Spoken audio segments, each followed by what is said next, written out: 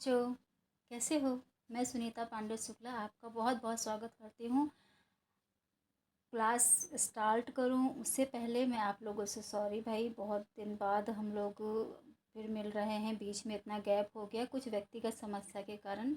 और लेकिन हाँ, जो मुझसे व्यक्तिगत बच्चे जुड़े हुए हैं उनका बहुत बहुत थैंक यू, जो आप लोग मुझे बार बार बोल रहे थे कि हाँ मैम वीडियो प्लीज़ बनाइए। तो मुझे अच्छा लगा कि आपको मेरा पढ़ाया समझ में आ रहा है, जिससे आप लोग मेरी वीडियो देखना चाहते हो। तो इसलिए मुझे प्रोत्साहित करने के लिए बहुत बहुत धन्यवाद बच्चों। अब हम लोग आज चल रहे हैं क्लास 7th का लेसन 9 पढ़ने। बहुत ध्यान से समझने का बेटा। एनसीईआरटी की पुस्तक है, जैसा कि आप लोग पहले से जानते ही हो। चलो ठीक है, अब स्टार्ट करते हैं। यहाँ ध्यान दो बेटा। सरस्वती नमो नमः, विद्यादायिनी नमो। पाठ का नाम अहम अपि विद्यालयम गमिष्यामि। अहम मतलब मैं, अपि मतलब भी, विद्यालयम विद्यालय को, जो बिंदी लगा है ना उसमें कर्ता ने कर्म को, इस तरह से आवाज़ आ रही है ना, को। गमिष्यामि मतलब जाऊंगा या फिर जाऊंगी के लिए इसका प्रयोग हो रहा है, ठीक है। तो मैं भी विद्यालय जाऊंगी या फिर जाऊंगा। तो यहाँ पर यहाँ पर तो जाऊंगी के लिए प्रयोग होगा, क्योंकि जो ये आपका चैप्टर है ना, इसका थोड़ा सा एक बार एक लाइन में समझ लो कि इसमें है क्या। इसमें दरअसल क्या है कि छोटे बच्चों से कार्य घर मतलब मजदूरी ना कराई जाए, काम ना कराया जाए, उनको जो है शिक्षा की ओर प्रोत्साहित किया जाए, उनको पढ़ने के लिए प्रोत्साहित किया जाए। उनके घर वालों के लिए, घर वालों को ये बताया जाए कि शिक्षा कितनी महत्वपूर्ण है। साथ ही साथ सरकार के जो नियम है कि हाँ, जिसमें बच्चों को फीस भी नहीं देना पड़ेगा, ये चीज़ से जागरूक करने के लिए ये चैप्टर है। बहुत अच्छा है, ध्यान से समझना। देखिए इसमें पहला देखिए, मालिनी। मालिनी के घर पे प्रतिवेशनीम प्रति, अर्थात प्रतिवेशनीम प्रति मतलब कि पड़ोसी से, मतलब हे गिरिजय, मतलब गिरजे तो हे गिरजा। मम पुत्रः मातुल गृहं प्रति प्रस्थिता। मेरा जो पुत्र है मातुल गृह, मतलब मातुल गृह का मतलब क्या हुआ, मामा के घर गया हुआ है। काश्चित् अन्यां कमपि महिला कार्य अर्थम जानास तरी प्रेष्य। यदि तुम दूसरी किसी महिला को काम करने के लिए अगर जानती हो तो प्रेषय है, मतलब भेजो, मतलब मुझे मेरे घर भेज दो, जिससे कि मैं उनसे काम करवा सकूं। तो फिर गिरजा क्या कह रही हैं, ध्यान दीजिए बेटा। गिरजा कहती हैं, आम सखी, आम मतलब हाँ, हाँ सखी, अद्य प्रातः एव मम सहायिका स्वसुतायाः कृते कम कमार्थ प्रक्षति स्म।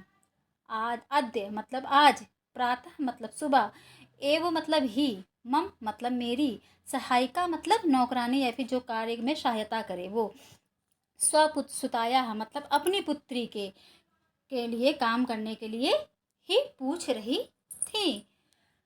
एक लाइन में देखो, आज सुबह ही मेरी सहायिका यानी नौकरानी अपनी बेटी के को काम में लगवाने के लिए ऐसा पूछ रही थी। स्व प्रातः एव तया सह वार्ता करिष्यामि। स्व मतलब आने वाला कल, ठीक है। ह्यः मतलब बीता हुआ कल, अद्य मतलब आज, श्व मतलब आने वाला कल। आने वाले कल पे जब वो सुबह आएंगी तो मैं उनके साथ बात करूंगी। किसके साथ बात करूंगी, जो नौकरानी आएगी काम करने के लिए, सहायिका आएगी, उससे मैं बात करूंगी, ऐसा इन्होंने कहा। अब देखो ब्रैकेट वाला देखो, समझो। इसमें फिर अग्रिम दिने प्रातः काले षट्वादने एव मालिन्याः गृहघण्टिका आगन्ततारं कम अपि सूचयति। मालिनी द्वारम् उद्घाटयति, पश्यति यत् गिरिजायाः सेविकायाः दर्शनायाः सह एका 8 वर्षदेशीय बालिका तिष्ठति। इसको देखो बेटा, अग्रिम मतलब जो मतलब अगले दिन सुबह, अग्रिम प्रातः, अग्रिम दिन है प्रातः, अगले दिन सुबह, 6 वादने मतलब 6 बजे, मालिन्या गृह घंटिका, मालिनी के घर की घंटी बजती है। आगंतुतारम मतलब कोई आया है ऐसा बताती है। जब हम लोग कोई डोरबेल हमारे यहाँ बजाता है तो हमें पता चलता है ना कि इसका मतलब गेट पे कोई है, तो वही बता रहे हैं कि मालिनी की घंटी घर की बजती है, तो ये सूचना देती है कि मतलब कोई गेट पर आया है। तो सूचना जब देती है तो मालिनी जाकर द्वार खोलती हैं। द्वारम उद्घाटयति पश्यति, तब देखती हैं, पश्यति मतलब देखती हैं, यत गिरजाया, ये गिरजा अब जो मतलब सेविका है या फिर सहकारिता है, सहायिका है या फिर कह सकते हैं नौकरानी है, उसके साथ एक 8 वर्ष की अष्टवर्ष देशीय मतलब 8 वर्ष की बालिका खड़ी है, मतलब उनके साथ है, तिष्ठति मतलब है, खड़ी है। ठीक है, इतना आप सबको बेटा समझ में आया। एक लाइन में पहले इसको ब्रैकेट वाला ज़रा फिर से समझ लो। अगले दिन सुबह 6 बजे मालिनी के घर पर घंटी बजती है और वो ये ऐसी सूचना देती है कि कोई आया है। तो एज़ मालिनी जाकर दरवाज़ा खोलती हैं तो देखती हैं कि गिरजा की नौकरानी जो है दर्शन्या मतलब दर्शन, दर्शना नाम है, दर्शन्या मतलब दर्शन्या, दर्शना के साथ सह लगा है ना, तो सह मतलब साथ, तो दर्शना जो है के साथ एक 8 वर्ष की बालिका है, एक लड़की 8 वर्ष की बालिका आई है, ऐसा देखती है। वो कौन देखता है कि मतलब गिरजा के घर पे जब मालिनी के घर पे जो है ना जब बेल बजती तो देखती है ना कि गिरजा की जो सेविका है वो जो है वो आई, उनके साथ एक 8 वर्ष की लड़की आई है। यहाँ तक का हो गया। अब आ जाओ अगले पैराग्राफ की ओर। यहाँ अगले पैराग्राफ में देखो, दर्शना जो है कहती हैं महोदय, देखो है ना, दर्शना कह रही हैं महोदय भवती कार्यार्थ गिरिजा महोदयां पृच्छति स्म, कृपया मम सुताय अवसरम प्रदाय अनुगृहातु भवती। क्या कह रही हैं? महोदया यानी कि मैडम, आप काम के लिए गिरजा मैम से कह रही थी, बात कर रही थी ना, पूछ रही थी, तो कृपया मेरी बेटी को मम सुताए, मम यानी मेरी, सुताए मतलब बेटी को, अवसर दीजिए मतलब मौका दीजिए कार्य करने का, और मुझ पर उपकार करिए, अनुग्रहित करिए मतलब उपकार करिए, मेरी बेटी को काम करने का मौका दीजिए और मुझ पर उपकार करिए। ऐसा कौन कह रहा है? दर्शना कह रही हैं। तब मालिनी क्या कह रही हैं, जरा ध्यान दो। मालिनी कह रही हैं परम ऐसा तू अल्प वयस्का प्रतीयते है, कह रही हैं परंतु यह तो बहुत छोटी उम्र की दिखाई दे रही है। अल्प वयस्क मतलब छोटी उम्र की, मतलब वो छोटी लग रही है। किम कार्यम करिष्यते करिष्यतेशः, ये क्या काम कर पाएगी। अयम तो अस्यः अध्ययनस्त क्रीडनस्त च अकाला, इसका तो अध्ययन करने का यानी पढ़ने लिखने का और खेलने की उम्र है, मतलब समय चल रहा है, तो ये क्या काम कर पाएगी। ऐसा मालिनी कहती हैं दर्शना से। इतना समझ में आ गया बेटा यहाँ तक का? कि एक लाइन में फिर से बताते हैं। देखो मालिनी के पहले देखो, दर्शना कह रही हैं कि महोदय मतलब महोदया यानी मैडम, आपने जो गिरजा मैम से काम के लिए बात की थी, पूछा था, तो आप कृपया करके मेरी बेटी को काम करने का अवसर दीजिए और मुझ पर उपकार करिए। तो पहले ये कह दी दर्शना। फिर मालिनी क्या कह रही हैं, अरे परंतु ये तो बहुत छोटी है, ये क्या कार्य कर पाएगी, इसकी तो अभी पढ़ने और खेलने की उम्र है, समय चल रहा है, ऐसा बोलती हैं। ठीक है, यहाँ तक समझ में आ गया। चलो आ जाओ नेक्स्ट पैराग्राफ में आ जाओ। अगला पैराग्राफ है, इसमें कह रही हैं दर्शना क्या कहती हैं, ध्यान दो। ऐसा दर्शना कह रही हैं, ऐसा एकस्य गृहस्य संपूर्ण कार्यम करोति स्म, ये जो है पहले एक घर में मतलब इसे एक घर में सारा काम करती थी। ऐसा मतलब ये एकस्य गृहस्य एक घर का पूरा कार्य करती थी। सा परिवारा अधुना विदेशम प्रति प्रस्थिता, जो वह परिवार है वो आज अभी मतलब जो है विदेश चला गया है, कार्य अभावे अहम एतस्येह कार्यम एव अन्वेष्यामि स्म, एन भत्सृजदर्शानां कार्यं प्रचलित अस्मत् सदृशानां गृहसञ्चालनाय च धनस्य व्यवस्था भवति, भवेत, व्यवस्था भवेत। अभी क्या कह रही हैं, ध्यान दो दर्शना। दर्शना कह रही हैं कि ये तो जो है एक घर में सारा काम करती थी, लेकिन वो इस समय विदेश चले गए हैं, इसलिए हमारे पास जो है काम का अभाव है, यानी कि काम की कमी है, हम इसलिए काम ढूंढ रहे हैं। और आप जैसे लोगों का भवत्य सदृश कार्यम प्रचलित, मतलब आप लोगों को के जैसे लोगों के यहाँ हम काम करते हैं, और वो आप लोगों को अपने काम के, अपने श्रम के बदले, मतलब काम करके आप लोग की हम हेल्प करते हैं, और आपसे जो हमें काम के बदले जो अमाउंट मिलता है, मतलब धन मिलता है, यानी कि जो पैसा मिलता है, उससे हमारे गृह संचालन होता है, मतलब घर की व्यवस्थाएं चलती हैं, यानी कि घर का खर्चा हमारा चल जाता है। दर्शना क्या कह रही है, एक लाइन में समझ लो। दर्शना कह रही हैं कि यह तो एक घर का सारा काम करती थी, लेकिन इस समय वो परिवार विदेश चला गया है, जिसके कारण काम का हमें ज़रूरत है, काम ढूंढ रहे हैं। और आप जैसे लोगों के यहाँ काम करके हम आप मतलब आप लोगों के काम करके आप लोग की हेल्प हो जाती है, और आप जो उसके बदले हमको धनराशि देती हैं, उससे हमारे घर की व्यवस्था सुधर जाती है। ये चीज़ ये चीज़ कौन कह रहा है, दर्शना कह रही हैं। किससे कह रही हैं, मालिनी से बात कर रही है ना। तो यहाँ तक समझ में आ गया बेटा, ठीक है। अब देखो नेक्स्ट, मालिनी फिर क्या कह रही हैं। मालिनी कहती हैं परम परम एत अस्तु सर्वदा अनुचित किम ना जानासि यत शिक्षा, यहाँ पे मालिनी, यत शिक्षा तो सर्वेषां बालकानां सर्वसां बालिकानां च मौलिक अधिकारः। कह रही हैं मालिनी, परंतु परम एतत्तु मतलब परंतु ये तो अनुचित है, सर्वथा अनुचित है, सर्वथा अनुचित है, यानी कि बिल्कुल भी सही नहीं है। ये क्या नहीं सही है, क्यों, मतलब कि तुम जो है ना इससे काम करवा रही हो, ये नहीं सही है, ठीक है। क्यों ना जानासी, क्या तुम नहीं जानती हो, शिक्षा तो सर्वेषां बालकानां सर्वासां बालिकानां च मौलिक अधिकारा, कि शिक्षा जो है इस उम्र में बच्चों, लड़के और लड़कियों के लिए, यानी बालक और बालिकाओं का मौलिक अधिकार है। क्या ये तुम नहीं जानती हो कि इस उम्र में बच्चों के लिए शिक्षा एक मौलिक अधिकार है। तब दर्शना क्या कह रही हैं, बहुत ध्यान से समझिएगा, बहुत महत्वपूर्ण बात इन्होंने कही, जो कि गरीबी में जो लोग रहते हैं उनके से संबंधित ये बात है। देखिए, महोदय यानी कि मैडम, अस्मत् सादृशानां तु मौलिक अधिकाराः केवलं स्व उदरपूर्तिरेव अस्ति। हमारा जो मौलिक अधिकार क्या है मैडम, हमारे जैसे लोगों का, यानी हम जैसे गरीब लोगों का मौलिक अधिकार अपना पेट भर जाए, यही सबसे बड़ा मौलिक अधिकार है, कि किसी तरीके से अपना पेट, मतलब दोनों टाइम भोजन मिल जाए, यही हमारा मौलिक अधिकार है।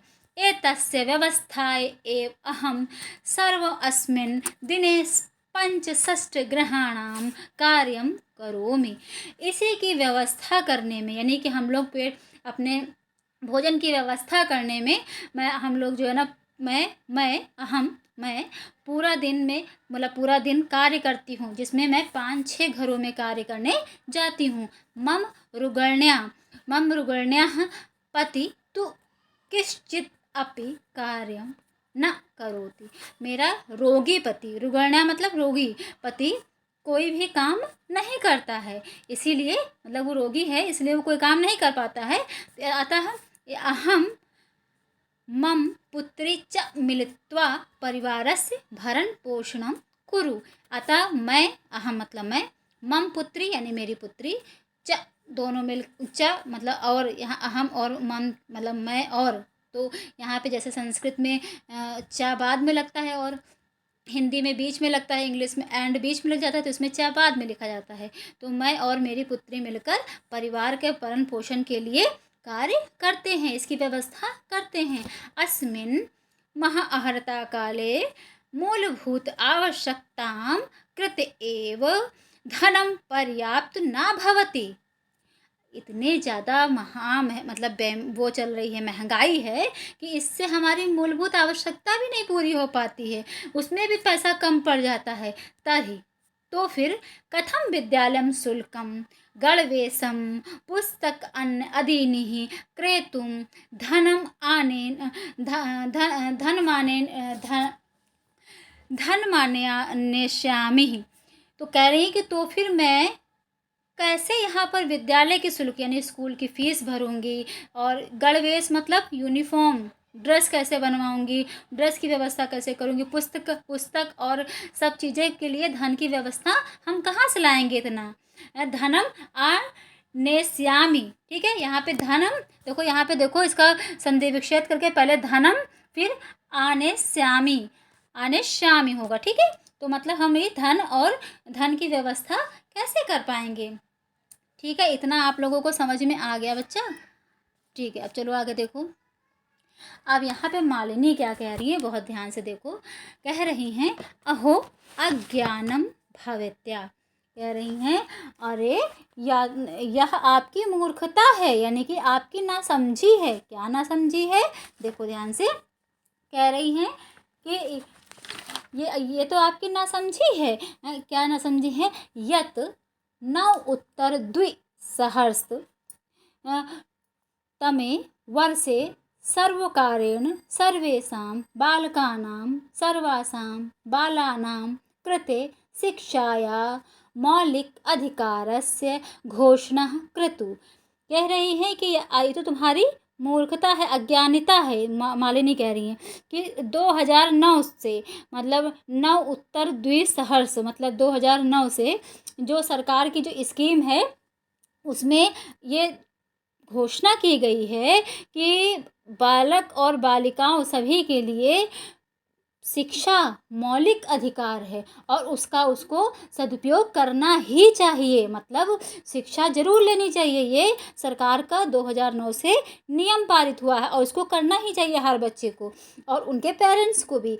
यद अनुसारम 60 वर्षेभ्य आरभ्य 14 वर्षपर्यन्तं सर्वे बाला समीपस्थं सर्वकारीं विद्यालयं प्राप्य न केवलं निःशुल्कं शिक्षाम् एव प्राप्स्यन्ति अपितु निःशुल्कं गणवेशं पुस्तकानि पुस्तकस्यूतं पादत्राणं मध्याह्नभोजनं छात्रवृत्तिम् इत्यादिकं सर्वम् एव प्राप्स्यन्ति। क्या कह रहे हैं, कह रहे हैं कि इसमें तो देखो सरकार ने क्या जो नियम निकाला है, सरकार का जो नियम है कि 60 वर्ष से मतलब 6 वर्ष से 14 वर्ष पर्यंतम 6 वर्ष से लेकर 14 वर्ष तक जो इतने भी बालक और बालिकाएं हैं वो अपने समीपस्थ मतलब पास के विद्यालय में, सरकारी विद्यालय में जाएं और वो शिक्षा ग्रहण करें। ना तो उनको शिक्षा के लिए कोई पैसा देना होगा क्योंकि उनके लिए निःशुल्क शिक्षा की व्यवस्था है। इतना ही नहीं, उनको कोई फीस भी नहीं देनी है। उनका गणवेश यानी कि यूनिफॉर्म भी सरकार देगी। उनकी किताबें भी नहीं खरीदनी है क्योंकि किताब भी सरकार व्यवस्था करेगी और किताब के लिए बैग भी उसे बाहर से नहीं खरीदना है, वह भी सरकार देगी। और इसके साथ साथ जूता भी सरकार देगी। मतलब वो स्कूल का जो जूता पहनने के लिए है वो भी सरकार ही देगी। और वो तो बात छोड़िए, आपको भोजन तक सरकार व्यवस्था कर रही है। यानी कि जो दोपहर में लंच होगा उसका मध्याह्न भोजन भी सरकार बच्चे को देगी। और इसके बाद भी जो भाई बहुत परेशान, सबके लिए ये नियम है कि जो सरकारी विद्यालय में पढ़ रहे हैं 6 साल से लेकर 14 साल तक बच्चे, उनको छात्रवृत्ति भी देगी। बस खाली सरकार ये चाहती है कि हमारे देश का हर एक बच्चा शिक्षित हो, इसीलिए उसने इतनी अच्छी व्यवस्था कर रखी है कि खाली आप बच्चों को भेजिए पढ़ने के लिए और बच्चे यहाँ आके पढ़ें, शिक्षक उनको पढ़ाएं, जिसके और सारी व्यवस्था सरकार करेगी। क्योंकि वो ना ही फीस लेगी, ना ही यूनिफॉर्म के तुम्हें खर्चे के लिए कहेगी, सब कुछ सरकार उठाएगी। वो फीस भी नहीं लेगी, आपकी यूनिफॉर्म भी देगी, किताब कॉपी भी दे रही है, साथ में पुस्तक भी जूता भी दे रही है, बैग भी दे रही है, दोपहर का खाना भी दे रही है, उसके बाद भी पैसा भी दे रही है, छात्रवृत्ति भी दे रही है। तो और इतनी सारी व्यवस्था तो सरकार ने कर रखी है, बशर्ते करना क्या है कि आपको अपने बच्चे को भेजना ही तो है, और भेजिए, अपना जो है ये सारी सुविधा लीजिए। तो दर्शना, यहाँ तक का आपको समझ में आ गया? तब आगे बढ़ें। ठीक है, ओके। चलिए अब देखिए यहाँ पे दर्शना क्या कह रही हैं। दर्शना कह रही हैं अब तो एवं, मतलब क्या, बड़े आश्चर्य से देखते हुए, मतलब कह रही हैं कि अप एवं लिखा हुआ है ना, तो इसको जब संधि विच्छेद करोगे तो अपि एवं होगा। तो अप एवं यानी ऐसा भी है क्या, मतलब ऐसा भी, आश्चर्य वाला। तो आश्चर्य ने मालिनी पश्यति, मतलब ऐसे आश्चर्य से, ऐसा भी है क्या, ऐसा देखते हुए आश्चर्य से मालिनी को देखती हैं। तब मालिनी क्या कहती हैं, आम यानी हाँ, वस्तुतः एवं एव, हाँ वास्तव में ऐसा ही है, यह सही बात है भाई, ऐसा मालिनी उनको बता रही है। तब दर्शना क्या कहती हैं, देखिए, कृत्यार्थतां प्रकटयन्ति, मतलब कृतज्ञता प्रकट कर रही हैं या फिर धन्यवाद कह रही हैं, धन्यवाद दे रही हैं, और कह रही हैं अनुगृहीत अस्मि महोदय, मतलब आपने मुझ पर आभार किया, मैं अनुग्रहित हो गई, मैं मतलब आपका बहुत बहुत धन्यवाद, आपके जो आपने मुझे बहुत मतलब अनुग्रहित किया, आभारी हूँ मैं आपकी, ऐसा बोली। एतेत बोधनाय, जो आपने मुझे इतनी बड़ी जानकारी दी, मुझे इतना बड़ा ज्ञान दिया, इतनी बड़ी जानकारी दी, उसके लिए आपका बहुत बहुत धन्यवाद। अहम अद्य एव अस्याः प्रवेशं समीपस्थे विद्यालय कारयिष्यामि, कह रही हैं कि मैं आज ही, देखो पहले इसका संधि विच्छेद जरा कर लो, अद्य अद्य वैसे वैसे है ना, तो इसका क्या होगा, देखो अद्य वैसा लिखा है ना, तो इसका क्या होगा कि अद्य एव अस्याः, ठीक है, तो मैं आज ही समीप के विद्यालय में जाकर, सरकारी विद्यालय में जाके इसका कार्य करूँगी, मतलब मैं इसका एडमिशन प्रवेश के लिए बात करूँगी। तो दर्शनाया, देखो दर्शना लिखने के बाद या और विसर्ग लगा है ना, तो मतलब क्या कि तब दर्शना की जो पुत्री है, दर्शनाया मतलब दर्शना की पुत्री ही, उल्लासेन सह, मतलब उल्लास के साथ, जो दर्शना की पुत्री है वो उल्लास के साथ, मतलब बहुत खुशी के साथ क्या कर रही है, अहम विद्यालयम गमिष्यामि, मतलब मैं भी विद्यालय जाऊंगी, अहम विद्यालयम गमिष्यामि, मैं भी विद्यालय जाऊंगी, अहम अपि पठिष्यामि, मैं भी पढ़ूंगी, मैं भी पढ़ूंगी, इति उक्त्वा करतलवादन सहितं नृत्यति मालिनी प्रतिच कृतज्ञतां ज्ञापयति। जो ब्रैकेट में लिखा है देखो, समझो क्या कह रही, ऐसा करके वो करतल मतलब तालियां बजा रही है, ताली बजाते बजाते नाच रही है, नृत्य कर रही है, और मालिनी जी को आभार व्यक्त कर रही हूँ, क्या कहते हुए, मैं भी विद्यालय जाऊंगी, अरे मैं भी पढ़ूंगी, ऐसा करके वो खुशी जाहिर कर रही है, और बहुत थैंक यू मालिनी जी को बोल रही है कि मतलब उनके कारण ऐसा हो पाया। समझ में आ रहा है बेटा? अब देखो यहाँ पे देखो इन्होंने शब्दार्थ दे रखा है, शब्दार्थ आपको अगर कॉपी में लिखना है तो लिख लो, वरना इसी में पढ़ लेना, ठीक है, इसको भी देख लो, शब्दार्थ ही है। अब यहाँ पे देखो ये उच्चारण करने के लिए दे रखा है, तो उच्चारण करने के लिए मैं उच्चारण कर रही हूँ, साथ साथ में कर लो, उससे क्या हो जाएगा कि आप लोग की प्रैक्टिस हो जाएगी। अग्रिम दिने षट्वादने अष्टवर्षदेशीया अनुगृह्णात् भवत्सृजानां गृहसञ्चालनाय व्यवस्थाय आघ्रता काले अद्य एव अस्याः करतलवाद सहितम, ठीक है, इसको लिखना नहीं है, बस खाली इसे पढ़ने के लिए कि बच्चों को पढ़ना है, एक दो बार पढ़ोगे तो कठिन वर्ड है, तो जैसे नहीं होता है कि कठिन वर्ड आपको पढ़ना है, बस ये समझो।